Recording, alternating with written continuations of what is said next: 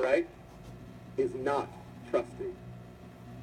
Just drifting heedlessly with the tide is not trust. Neglect is not trust.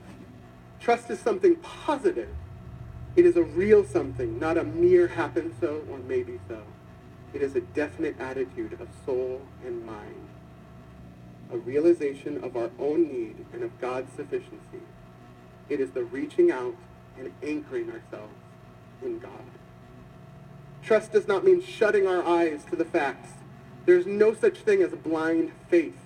Trust looks at things as they are. It sees the dangers that threaten and assesses them at their true value. It sees him greater than the needs or the dangers or the difficulties.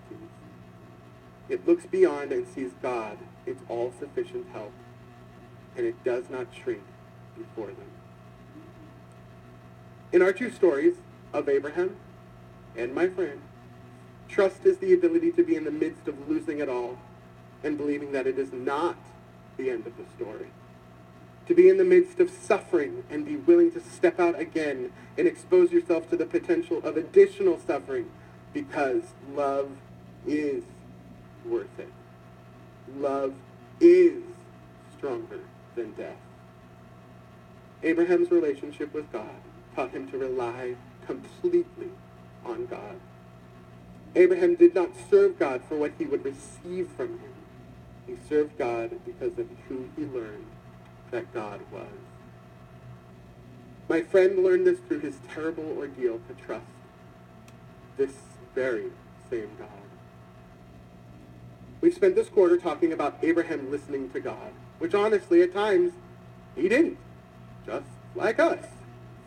But God always listened to Abraham and continues to intently listening to us, asking, will you trust me? Is love, a fullness of life with a chance of reoccurring pain, worth it? Yes, it is. I encourage you to step out in faith in the God who says, no, I do not want you to kill your son, your daughter, yourself. I have so much more in store for you. Step out with me on this journey of life and know with certainty that I am God and you are not alone. So, how do you respond today? What is your answer?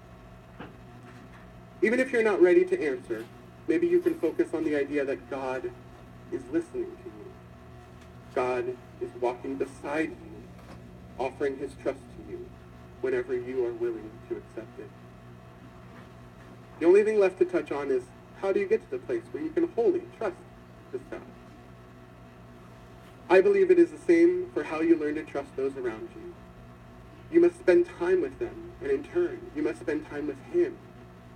Quality time. Time in his word. Time in conversation. And taking time to listen and not just talk and share. Be present with him in the beauty of his created nature, like on a pause excursion on Saturday this weekend. Be present with him in community, with a community who is continually pressing to be closer to him. But spend time, just as you would with a friend, until you feel comfortable trusting them with him. Try him, and let him prove that he is who he says he is, the God of Abraham and the God of you and me today.